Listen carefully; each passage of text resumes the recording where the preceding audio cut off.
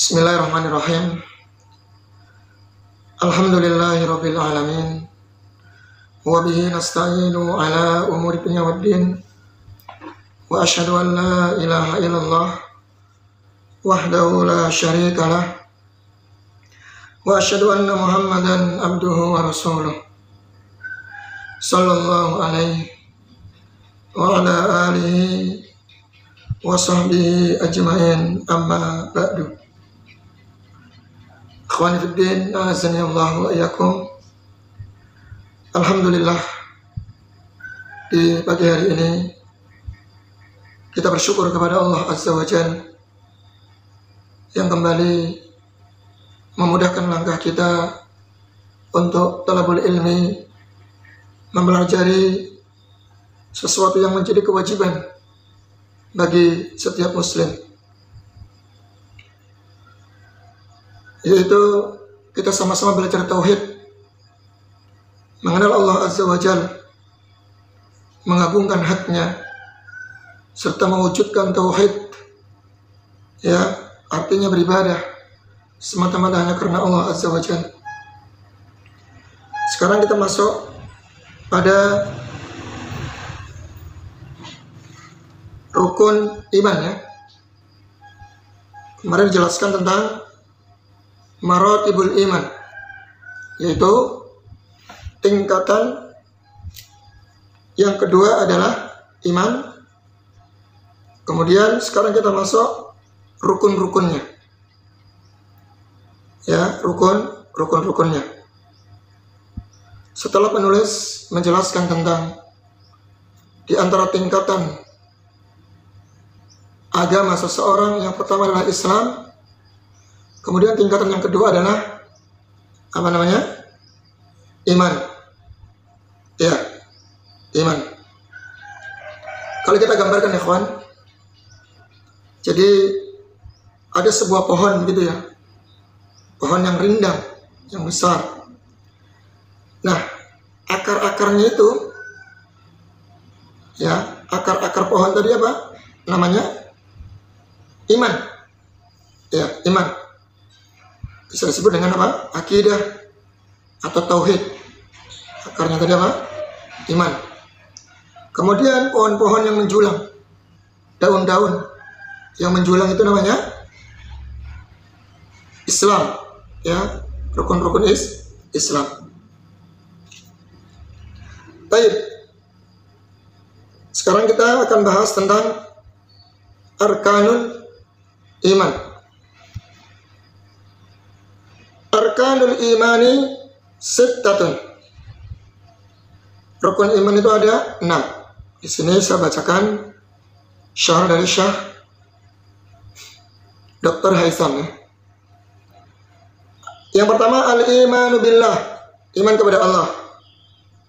Yang kedua, al-imanu bil malaikah, iman kepada para malaikat.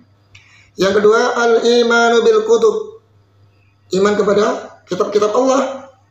Yang keempat, al-imanu bir rasul, iman kepada rasul, para rasul.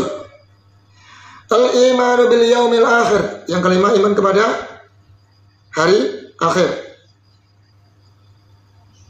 Kemudian yang keenam, al-imanu bil qadari khairihi wa syarrihi, iman kepada takdir yang baik maupun yang buruk.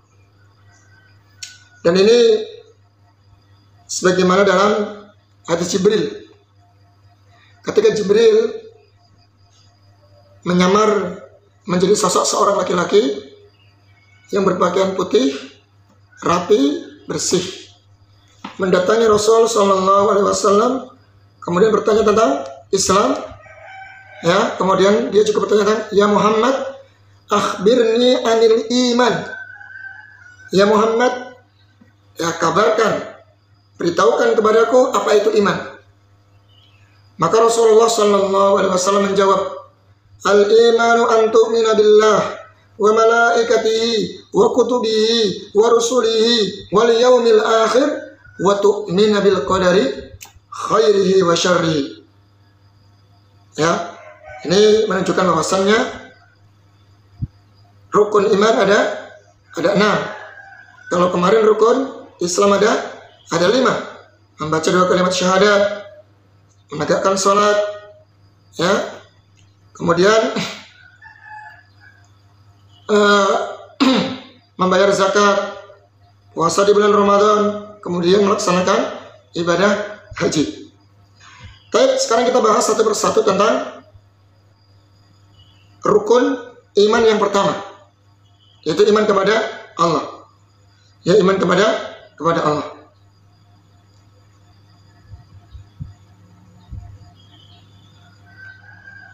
Ar-ruknul awal al-imanu billahi wa yastalzimu arba'ata umurin.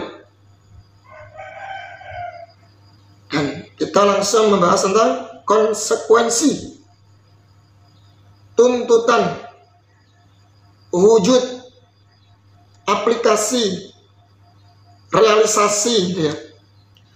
Iman kepada Allah itu bagaimana? Jadi seseorang ketika mengatakan saya beriman kepada Allah, maka apakah sampai di situ? Maka di sini beliau mengatakan iman kepada Allah mengharuskan mengimani, ya, 4 perkara.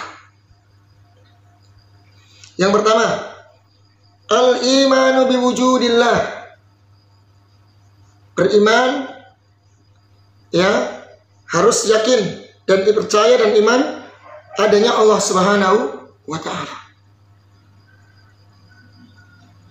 Seseorang harus, ketika dikatakan iman kepada Allah, berarti dia harus mengimani adanya Allah Subhanahu wa ta'ala.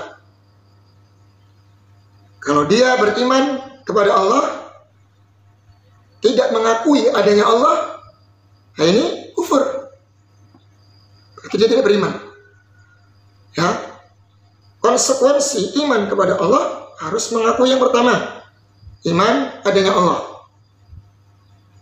Bahkan orang kafir Quraisy, kita sebutkan kemarin banyak dalil dan ayat yang menunjukkan mereka mengakui adanya Allah Subhanahu wa ta'ala.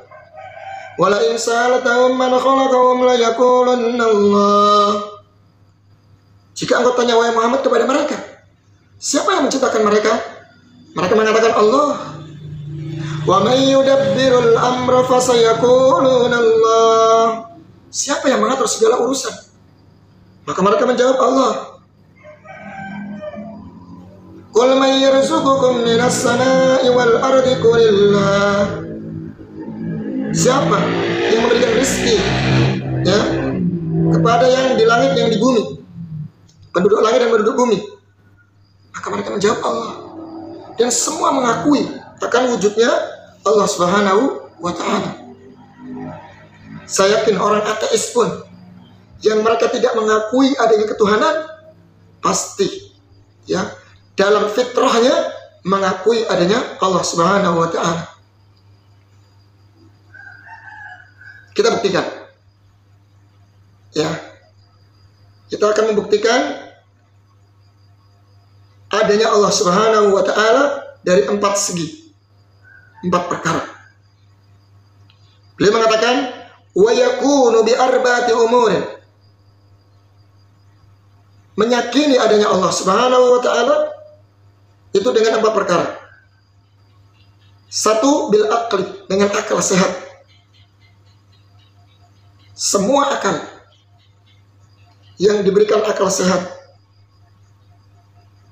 akan tahu adanya Allah Subhanahu wa ta'ala dan akan meyakininya. Coba kita lihat, fal aqlu yastahilu ay yatasawwar wujud makhluqin bila khaliqin. Akal itu mustahil, ya, mustahil menggambarkan bahwa yang adanya makhluk tanpa ada pencipta. Artinya begini, kan? Jadi secara akal sehat, ada nggak akal mengatakan bahwasannya sesuatu yang terjadi di alam semesta ini terjadi dengan tiba-tiba? Ini mustahil. Soalnya lagi, ya, ya, mengingkari sesuatu yang terjadi di alam semesta ini, entah itu lautan, gunung, langit, bumi, segala isinya terjadi secara tiba-tiba. Pasti akal akan berpikir ini semuanya tertata dengan rapi, ya, dan sangat cantik dan elok seperti ini. Pasti ada sang pencipta. Itu akal mengatakan demikian. Akal sehat manusia akan berpikir seperti itu. Mustahil, ya, jika akal berpikir bahwasannya segala sesuatu yang terjadi itu secara tiba-tiba tanpa ada penciptanya. Allah berfirman, "Am khuliqu min ghairi syai'in am humul khaliqun." Apakah mereka diciptakan dari sesuatu, atau mereka ciptaan, atau mereka yang diciptakan, atau mereka yang menciptakan? Coba kita tanyakan pada diri kita masing-masing. Adanya kita di muka bumi ini, ya, kita terlahir di muka bumi ini, ada secara tiba-tiba, atau kita menciptakan diri kita, atau ada sang pencipta? Coba tanyakan. 3 pertanyaan. Coba kita tanyakan pada diri kita. Adanya kita di muka bumi ini, itu secara tiba-tiba, atau kita menciptakan diri kita, berevolusi katanya, atau ada yang menciptakan? Kalau yang pertama, kita ada secara tiba-tiba, mustahil, tertolak oleh akal, nggak masuk akal. Sesuatu ada secara tiba-tiba, ini nggak masuk akal, tertolak dengan akal sehat. Yang kedua, kita ada di muka bumi ini, ya, menciptakan diri kita sendiri, ini juga mustahil, tertolak oleh akal kita, nggak masuk akal, ya, ini mustahil, nggak masuk akal. Kita menciptakan diri kita, mustahil. Maka yang ketiga, kita ada di muka bumi ini, adanya sang pencipta yang menciptakan kita, yaitu Allah Subhanahu wa Ta'ala. Nah ini ya, ini bukti kalau akal yang sehat meyakini, menunjukkan bahwasanya adanya Allah Tabaraka wa Ta'ala. Coba bisa dilihat gunung yang ada di dataran tinggi dengan hiasan pepohonan-pepohonan yang sangat indah. Apakah yang seperti ini tanpa ada yang menciptakan, yang mengatur, secara tiba-tiba seperti itu? Ini mustahil, tertolak oleh akal sehat. Lautan di dataran rendah yang sangat indah, terlihat tak bertepi, dengan segala isi ikan-ikan di dalamnya, berbagai macam warna dan bentuknya. Apakah terjadi secara tiba-tiba? Apakah lautan menciptakan dirinya sendiri? Mustahil. Pasti ada yang menciptakan. Kita tengok ke atas coba. Kita lihat ke atas langit. Masya Allah. Luasnya langit. Dan sampai detik ini ada yang tidak bisa mengukur luasnya langit. Ilmuwan sepinter apapun, secerdas apapun, dengan alat yang paling canggih pun, buktikan ada nggak yang bisa mengukur luasnya langit dan bumi. Kemudian langit tersebut kokoh di atas kita, di atas, tanpa ada tiang satupun, nggak jatuh, nggak ambruk. Siapa yang menciptakan coba? Coba pikirkan dengan akal sehat. Ada nggak makhluk selain Allah Atau enggak langit tadi tercipta dengan sendirinya? Ya. Bi ghairi amadin tarawna. Kita lihat langit tanpa tiang yang engkau lihat di atas. Siapa yang menciptakan? Ini akan membuktikan bahwasanya adanya sang pencipta, yaitu Allah Subhanahu wa Ta'ala. Ya, adanya Allah Subhanahu wa Ta'ala. Kemudian kita bisa lihat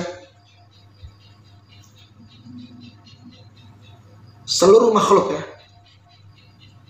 yang ada di muka bumi ini, baik yang kita lihat maupun tidak terlihat oleh kasat mata. Mungkin ada bakteri-bakteri, hewan-hewan kecil, mikroba yang hidup, dan mereka hidup, ya kan? Mereka hidup tak disadari siapa yang memberikan rezeki kepada mereka. Kok mereka bisa hidup? Allah Azza wa Jalla. Ya, jadi akal sehat membuktikan adanya Sang Khaliq, adanya Allah Tabaraka wa Ta'ala. Ada sebuah kisah ketika Al-Imam Abu Hanifah berdebat dengan orang ateis, di mana orang ateis ini tidak percaya dengan adanya Allah Subhanahu wa Ta'ala atau Tuhan-Tuhan. Pokoknya orang ateis itu nggak percaya dengan Tuhan, nggak percaya dengan Allah Subhanahu wa Ta'ala adanya Tuhan. Abu Hanifah dituntut untuk membuktikan kalau benar adanya Allah Subhanahu wa Ta'ala. Buktikan kalau Allah itu ada. Kata orang ateis. Ya, coba buktikan wahai Abu Hanifah kalau Allah itu ada.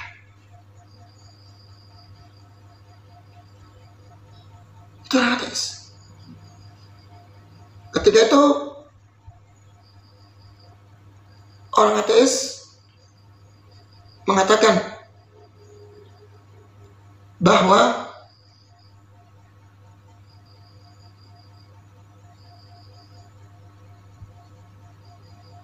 kalau memang Allah itu ada, bagaimana bentuknya? Buktikan bentuk Allah Subhanahu wa Ta'ala, bentuk Rabbmu. Bagaimana bentuknya? Dia itu bulat atau kotak? Ya, sifatkan, coba sifatkan. Bulat atau kotak? Atau mungkin segitiga? Dan yang lainnya. Coba buktikan wahai Abu Hanifah. Ini pertanyaan sangat hati-hati ya, bahaya nih kalau nggak bisa dijawab. Kalau kau bisa membuktikan adanya Allah, jelaskan bagaimana bentuknya, ya sifatnya bagaimana, maka saya akan beriman kepada Allah Tuhan.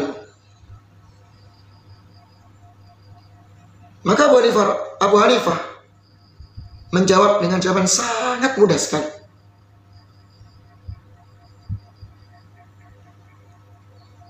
Kata Abu Hanifah,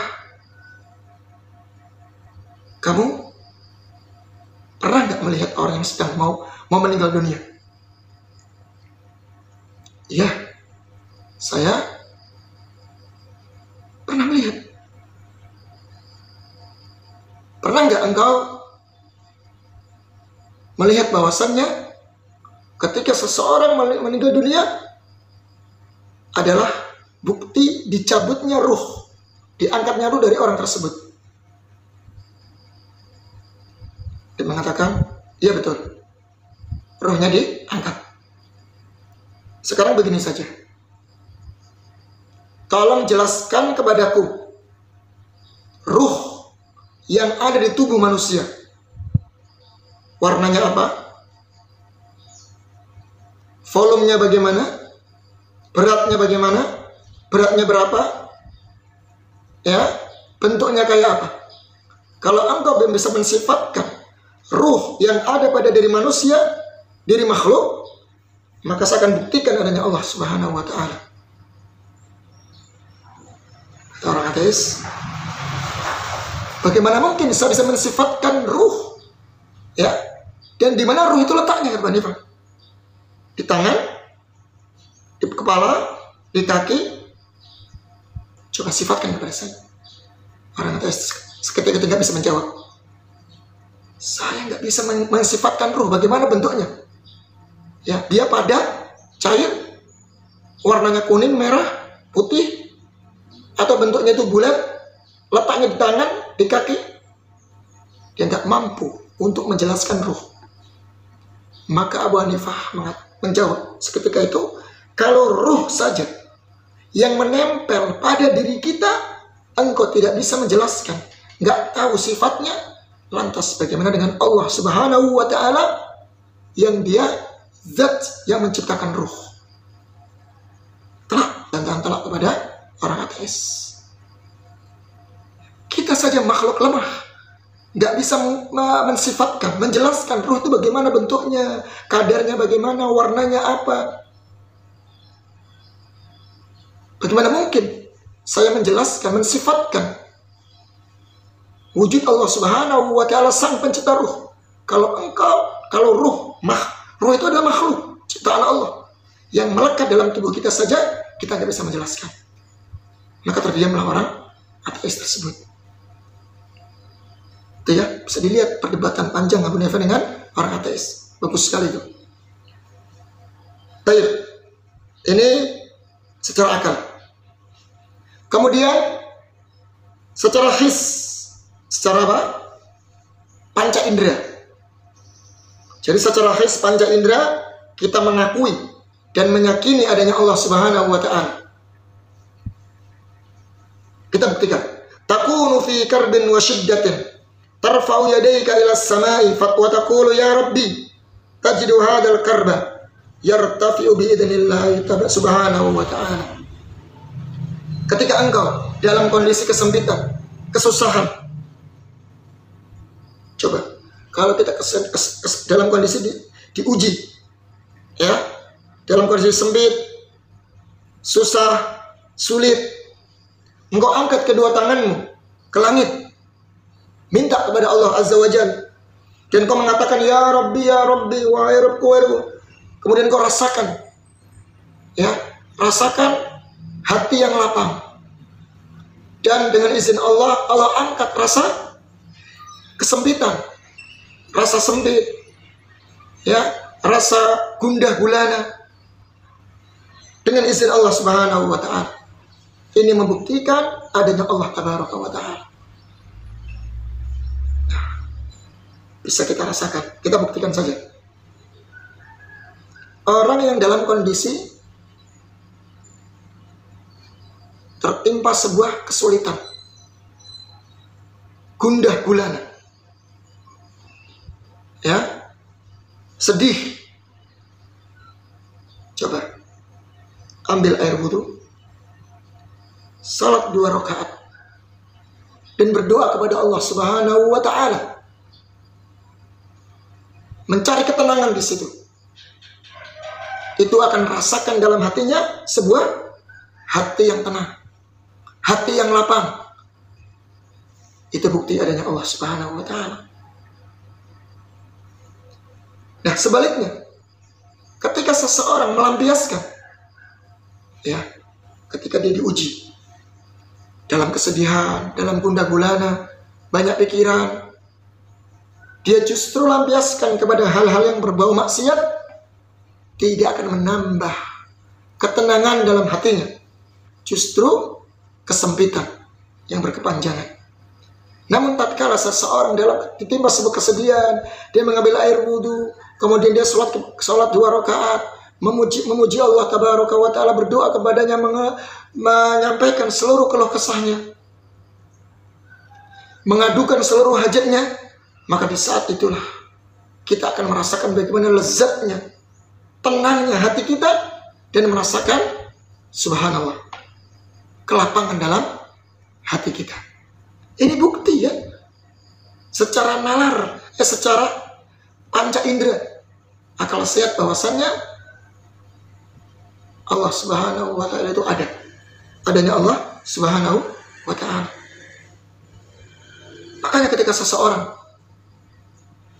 ditimpa sebuah kesedihan yang secara fitrah yang sehat, dia akan mengeluhkan, mengadukan kepada Rabbnya, yaitu Allah Tabaraka wa Ta'ala. Dia mencari ketenangan di situ, karena dia tahu dirinya itu lemah. Sedangkan sesuatu yang ada di muka bumi ini atau dunia ini sifatnya tidak sempurna, fana. Maka hati ini menuntut kepada kesempurnaan, yaitu siapa? Minta kepada Allah Azza wa Jalla, Zat yang maha sempurna. Maka benarlah kata Ibnu Qayyim al-Jauziyah, beliau mengatakan bahwasanya hati manusia itu sifatnya faqah. Faqah itu akan terus merasa kurang, akan kurang dan menuntut sebuah kesempurnaan. Ketika dia lampiaskan kepada sesuatu yang kurang, yang tidak sempurna, yaitu urusan dunia, justru akan semakin menambah rasa sempit dalam hatinya. Namun ketika dia mengadukan dirinya kepada Allah Subhanahu wa Ta'ala, ya, mengadukan seluruh keluh kesahnya kepadanya, bersimpuh di hadapannya, ya, mengetaskan air mata kepadanya, maka dia menghadap Zat yang maha sempurna, maka disitulah hati akan mendapatkan sebuah ketenangan, karena dia telah mendapatkan sesuatu yang maha sempurna, yaitu Allah Azza wa Jalla. Ketika bisa kita rasakan, buktikan saja, ya, ketika seseorang sedang dalam kondisi sedih, banyak pikiran, hati tidak tenang, coba ambil air wudhu, sholat 2 rakaat, adukan kepada Allah Subhanahu wa Ta'ala, akan dirasakan ketenangan dalam hati. Karena hati akan merasa tenang, merasa lapang ketika dia menghadap kepada Zat yang maha sempurna, Allah Azza wa Jalla. Sebaliknya, kalau kita hati ini dihadapkan kepada yang tidak sempurna, bersifat duniawi, justru akan semakin sempit, tidak akan puas, ya, tidak akan pernah merasa puas, bahkan terus akan merongrong dan akan tidak akan merasa tenang dalam hatinya. Kemudian cara bukti adanya Allah Subhanahu wa Ta'ala bil fitrah, dengan fitrah, ya, fitrah yang sehat, ya, akan menunjukkan fitrah manusia yang masih bersih akan mengakui adanya Allah Azza wa Jalla. Sebagaimana dalam sebuah hadis, kullu mauludin yuladu 'alal fitrah. Setiap yang dilahirkan, setiap anak yang dilahirkan, itu mereka dilahirkan di atas fitrah yang suci, yang lurus, mengakui adanya Allah Subhanahu wa Ta'ala. Fa abawahu yuhawwidani aw yunassirani aw yumajjisani. Maka kedua orang tuanya lah yang menjadikan dia Yahudi, yang menjadikan dia Nasrani, yang menjadikan dia Majusi. Perhatikan hati sini. Di sini apakah Rasulullah Sallallahu Alaihi Wasallam mengatakan yang menjadikan dia Muslim? Tidak. Yang menjadikan dia Islam, yang menjadikan dia beriman? Tidak dikatakan demikian. Karena fitrahnya manusia itu di atas Islam. Karena fitrahnya manusia itu di atas iman, mengenal Allah Azza wa Jalla. Maka dalam hadis ini tidak disebutkan orang tuanya yang menjadikan dia Muslim. Enggak ada. Karena pada dasarnya Allah yang sudah memfitrahkan setiap anak yang dilahirkan itu di atas fitrah Islam. Maka di sini yang disebut hanya Yahudi, yang menjadikan Yahudi, yang menjadikan Nasrani, menjadikan Majusi, itu orang tuanya. Paham maksudnya? Baik. Dalam ayat yang lain, Allah berfirman, wa idh akhadha rabbuka min bani adama min dhuhurihim dhurriyyatahum alastu bi rabbikum qalu bala syahidna. Ketika Allah mengambil perjanjian dari kalangan Bani Adam, keturunan Nabi Adam, dan cucu-cucunya, ya, keturunan-keturunannya, dari tulang sulbi mereka.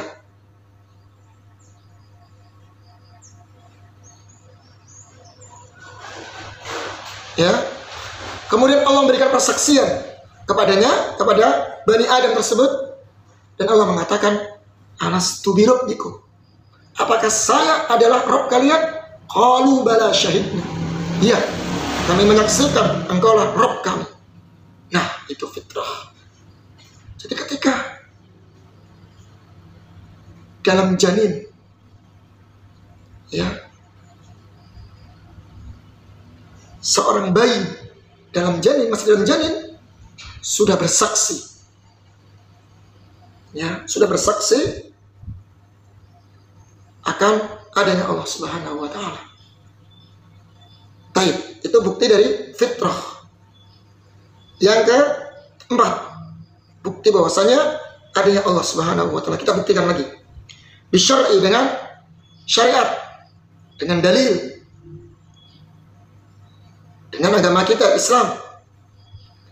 Dzakar Ibnu Qayyim rahimallahu taala annahu ma min ayatin fi kitabillahi illa wa fiha dalilun ala tauhid. Secara syariat, Ibnu Qayyim menyebutkan bahwasannya tidak ada dari satu ayat pun dalam Al-Qur'an melainkan membuktikan, menunjukkan bahwasannya adanya tauhid, membuktikan adanya Allah Subhanahu wa Ta'ala. Coba kita lihat surat Al-Fatihah. Alhamdulillahirabbil alamin. Segala puji bagi Allah Rabb semesta alam. Jadi tidak ada tidak ada satu ayat pun dalam Al-Qur'an melainkan ayat tersebut menunjukkan dan membuktikan akan tauhid Allah Subhanahu wa Ta'ala. Artinya semua ayat-ayat Al-Qur'an itu menunjukkan adanya tauhid, membuktikan adanya Allah Subhanahu wa Ta'ala. Alhamdulillahirabbil alamin. Surah Al-Fatihah. Segala puji bagi Allah, Rabb semesta alam. Rabb semesta alam. Tauhid menunjukkan adanya Allah Subhanahu wa Ta'ala. Al-Falaq, qul a'udzu birabbil falaq. Katakanlah, saya berlindung kepada Rabb yang menciptakan waktu subuh. Rabb, ya kan? Tauhid. Anas, qul a'udzu birabbin nas. Saya berlindung kepada Rabb-nya manusia. Tidak ada satupun ayat dalam Al-Quran melainkan dia menunjukkan tauhid, menunjukkan, membuktikan adanya Allah Tabaraka wa Ta'ala. Coba kita bisa bayangkan adanya Al-Quran yang kita baca setiap hari. Ini bukti adanya Allah Tabaraka wa Ta'ala, ya kan? Terus dari siapa Al-Quran? Ya, indah susunan kalimat-kalimatnya, bahkan tantangan kepada orang-orang Arab, sastrawan Arab yang jago bahasa Arab untuk mendatangkan satu ayat saja yang semisalnya. Tidak ada yang bisa. Ada yang bisa membuat satu ayat dalam Al-Quran, membuat satu ayat yang mirip dalam Al-Quran, susunan kalimatnya terjaga rapi, sastranya, gramatikanya sangat indah dan diakui seluruh dunia. Bahasa Arab yang dalam Al-Quran bahasa yang berabad-abad. Tidak ada perubahan sedikit pun dari yang klasik maupun yang modern. Sungguh luar biasa. Siapa? Dari siapa itu? Dari Rabbul Alamin. Kalamullah. Turun dari Rabbul Alamin. Ya, lewat Nabi kita alaihi salatu wassalam. Baik, ini 4 perkara ini yang membuktikan adanya Allah Subhanahu wa Ta'ala. Terus iman kepada Allah Subhanahu wa Ta'ala mengharuskan kita beriman dengan yang kedua adalah al-imanu birrububiyah, al-imanu bitauhidir rububiyah. Kita harus mengimani tentang rububiyah Allah. Jadi kalau kita mengatakan saya beriman kepada Allah, kita mau nggak harus meyakini adanya rububiyah Allah. Artinya Allah yang menciptakan alam semesta ini, Allah yang mengaturnya, Allah yang merajainya, Allah yang memberikan rezeki, menghidupkan, mematikan, dan seterusnya dari seluruh perbuatan Allah. Karena rububiyah terkait dengan perbuatan Allah. Ya. Itu harus yakin. Kemudian yang ketiga, konsekuensi iman kepada Allah adalah al-imanu bitauhidil uluhiyah. Harus beriman dengan tauhid uluhiyah. Kalau rububiyah tadi terkait dengan perbuatan Allah, kita harus imani. Terus kita yakini. Hatta kafir Quraisy, mereka pun mengakui. Yang ketiga yaitu harus mengimani akan uluhiyah Allah, bahwa segala bentuk ibadah yang Allah perintahkan kepada kita semuanya harus wajib diberikan kepada Allah, bukan kepada makhluk, bukan kepada kuburan, jin, iblis, pohon. Ya, jadi mengimani uluhiyah Allah. Ya, sesembahan yang berhak disembah hanyalah Allah. Maka dari situ pula ibadah yang kita kerjakan, dari semua bentuk ibadah, min anwa'il ibadah, harus semua kita murni berikan hanya kepada Allah. Itu uluhiyah. Rasa takut kita, tawakal kita, ya, rasa bergantung kita hanya kepada Allah. Yang terakhir yaitu apa? Al-imanu bi tauhidil asma'i was sifat. Yaitu beriman kepada tauhid asma' was sifat. Meyakini bahwasanya Allah memiliki nama-nama yang indah dan sifat-sifat yang maha tinggi. Tanpa mentakwil, mentahrif, menyelewengkan, menyerupakan dengan makhluk. Ya. Mentahrif, mentakwil, mentaktil, mentafwid, dan yang sebagainya. Cukup kita mengimani dengan nama-nama tersebut sesuai kebesaran dan keagungan bagi Allah Subhanahu wa taala. Ya, mungkin di sini mungkin cukup ya. Jadi saya ulangi lagi bahwa ketika kita mengatakan iman kepada Allah, maka konsekuensinya kita harus mengimani 4 perkara. Yang pertama, harus mengimani adanya Allah Subhanahu wa taala. Yang kedua, harus mengimani tauhid rububiyah Allah. Kemudian yang ketiga, harus mengimani akan uluhiyahnya Allah. Kemudian yang keempat, harus mengimani asma dan sifat bagi Allah Azza wa Jalla. Semoga bermanfaat. Mohon maaf atas segala kekurangan, mohon dikoreksi ya. Subhanakallahumma wa bihamdik asyhadu an la ilaha illa anta astaghfiruka wa atubu ilaik. Wassalamualaikum warahmatullahi wabarakatuh.